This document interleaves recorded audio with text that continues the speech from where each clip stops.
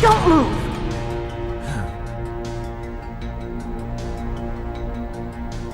So you killed the chief, you bastard! Liquid? No, you're not. Don't move! Is this the first time you ever pointed a gun at a person? Your hands are shaking. Can you shoot me, rookie? Careful, I'm no rookie. Liar. That nervous glance, that scared look in your eyes. They're rookie's eyes if I ever saw them. You've never shot a person, am I right? You talk too much. You haven't even taken the safety off, rookie. I told you I'm no rookie! You're not one of them, are you? Open that door. You've got a card, don't you? Why? So we can get the hell out of here! Looks like we'll be a little delayed. What are you doing? Don't think! Shoot! Okay, this is where we get introduced into gun combat in Metal Gear Solid. We get a new gun, the SOCOM, and a good amount of ammo for it. This is possibly one of my least favorite parts of the gameplay, the gun combat. What are you waiting for? Shoot! Don't talk to me like a rookie! I'm telling you, shoot!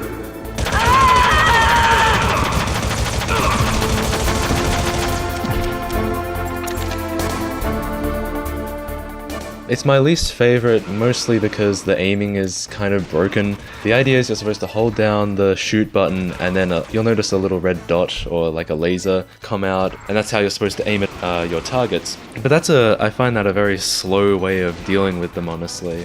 Now, the game does have auto-aim, which also activates if you press the square button really quickly, but that also doesn't particularly work very well. And often Snake just kind of shoots in the wrong direction entirely, which, kind of defeats the whole purpose anyway. So you'll see me kind of fail and dread any gun combat sections in this game throughout this playthrough. Luckily there are relatively few of them. This is a stealth game after all, so yeah.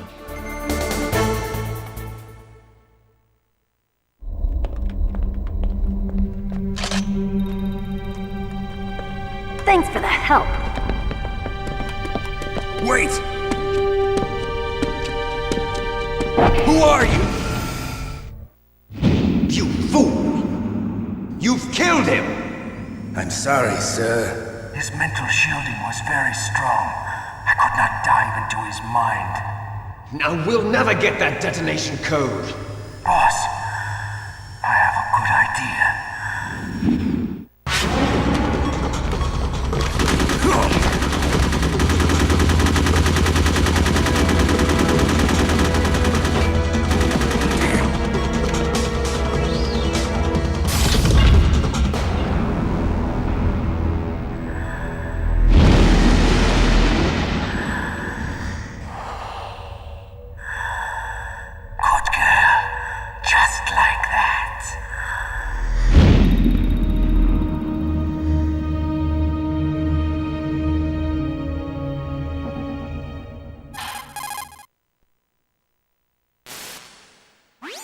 Naomi, I just had some kind of hallucination. Is it from the nanomachines? No, Snake. The nanomachines are functioning properly.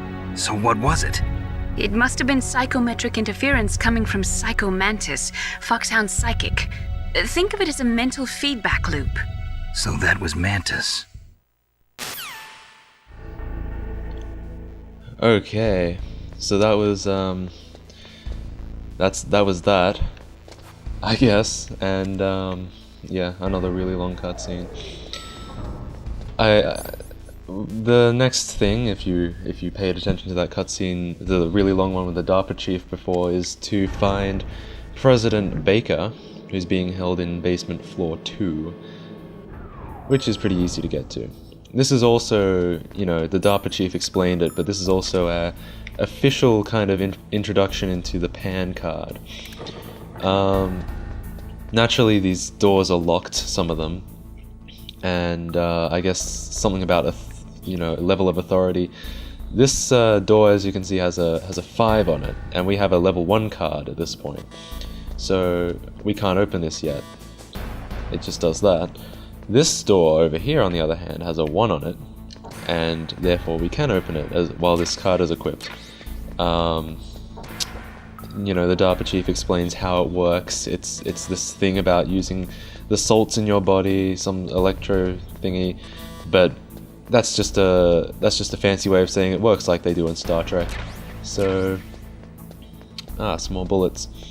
He also explained that the CEO is being held in a room or something like that behind a part of the wall that had been concreted up but not painted yet.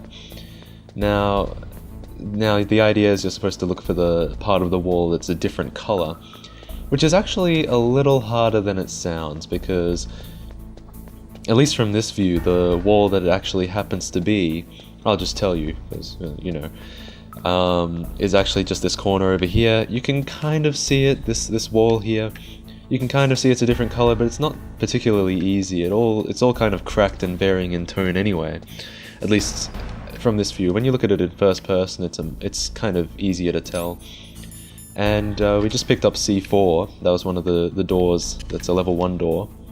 So we just plant that there, press the circle button, and it explodes. You have a nice hole in the wall. What I really like is the fact that the detonation button is, as I said, the circle button, but that's also the punch button. So, you know, when it looks like, and then Snake still punches when he just detonates the C4. So it looks like he's like commanding thunder and lightning with his punch. You'll see what I mean. Because just in case you hadn't got enough C4 action, we do it twice more.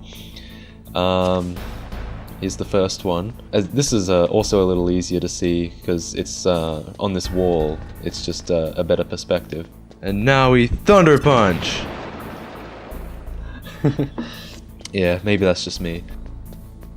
The DARPA chief, I believe, said something about electro whatever interference, which obviously means that the radar doesn't work, but it doesn't really matter because there aren't any enemies here. And yeah, that's the last one.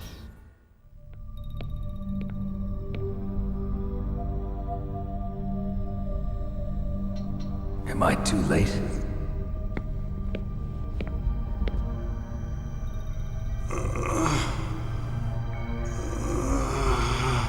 He's alive. You're the Arms Tech president, Kenneth Baker, right? Don't worry, I'm here to save you. No, don't touch it! C4.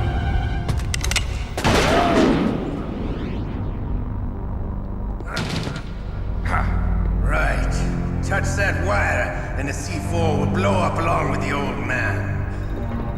So you're the one that the boss keeps talking about. And you? Special Operations Foxhound. Revolver Ocelot.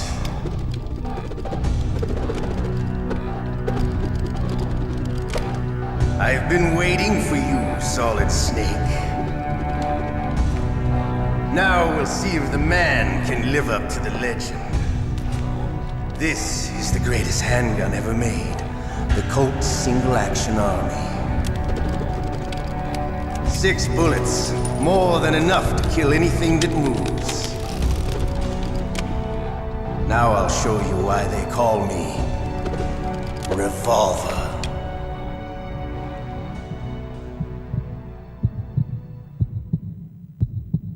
Draw! Okay, welcome to the first boss fight of Metal Gear Solid, which comes... you need to use a gun, which comes quite conveniently after, you know, our introduction to gunfighting. The pattern here, and yes there is a pattern, he's got a revolver, as he's made pretty clear, which has 6 bullets in it. And you can see at the top there's like 6 yellow bars and they turn grey. That's basically his ammo.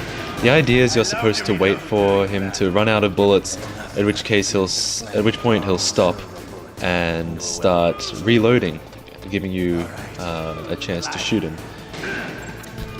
You can also shoot him at other times occasionally. You can throw in like an extra shot here and there. This is actually a pretty easy fight, which I guess makes sense because it was the first one. But yeah, You just have to avoid the shots, and you probably got enough rations from the gunfight earlier to replenish your life if he does actually end up shooting you.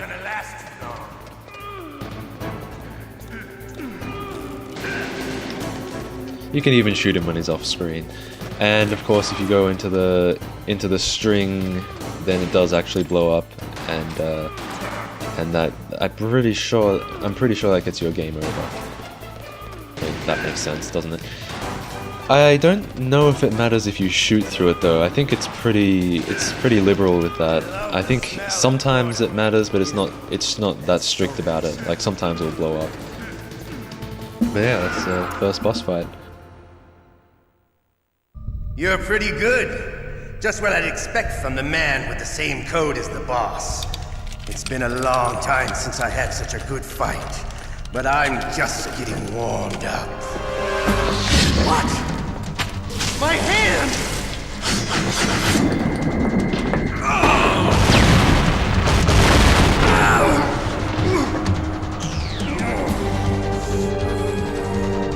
Stealth camouflage. Can't you even die right? You were lucky. We'll meet again! Who are you? I like you. I have no name.